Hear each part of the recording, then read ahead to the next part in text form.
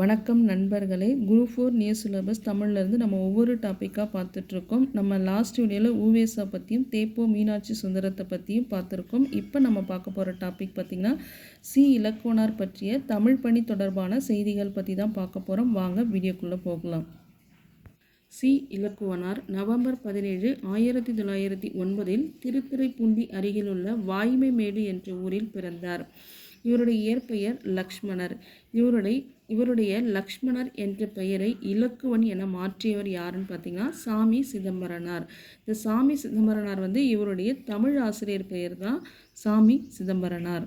இவருடைய பெற்றோர் பெயர் சிங்காரவேலர் ரத்தினத்தாட்சி அல்லது ரத்தினம் அம்மாள். இவர் தஞ்சாவூர், திருவையாறு, திருநெல்வேலி முதலிய ஊர்களில் தமிழ் ஆசிரியராக பணியாற்றியிருக்காரு. தொல்காப்பியத்தை இவர் ஆங்கிலத்தில் மொழிபெயர்த்து உள்ளார். சங்க இலக்கியம் என்ற வார இதழையும் இவர் நடத்தியுள்ளார்.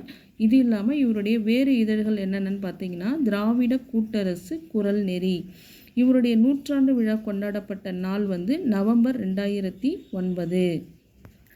தமிழ் வகுப்புகளில் வருகை பதிவை ஆங்கிலத்தில் மாணவர்கள் கூறி வந்த நிலையை மாற்றி உள்ளேன் ஐயா என கூற வைத்தவர் சி இலக்குவனார்.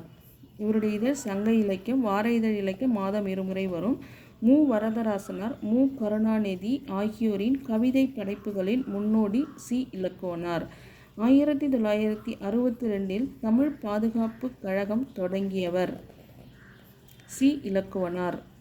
1968 to 70 உஸ்மேனியா பல்கலைக்கழகத்தில் தமிழ் துறை தலைவராக இவர் பணியாற்றியிருக்காரு.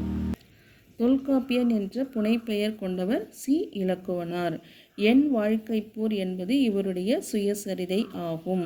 இவருடைய நூல்கள் அப்படின்னு பார்த்தீங்கன்னா எழிலரசி, மாணவர் ஆற்றுப்படை, அண்ணாவிற்கு பாவியல் வாழ்த்து, அமைச்சர் யார், எல்லாரும் இந்நாட்டு அரசர், தமிழ் கற்பிக்கும் முறை, வள்ளுவர் வகுத்த அரசியல், வள்ளுவர் கண்ட இல்லறம், பழந்தமிழ், தொல்காப்பிய ஆராய்ச்சி விளக்கம், கர்ம வீரர்.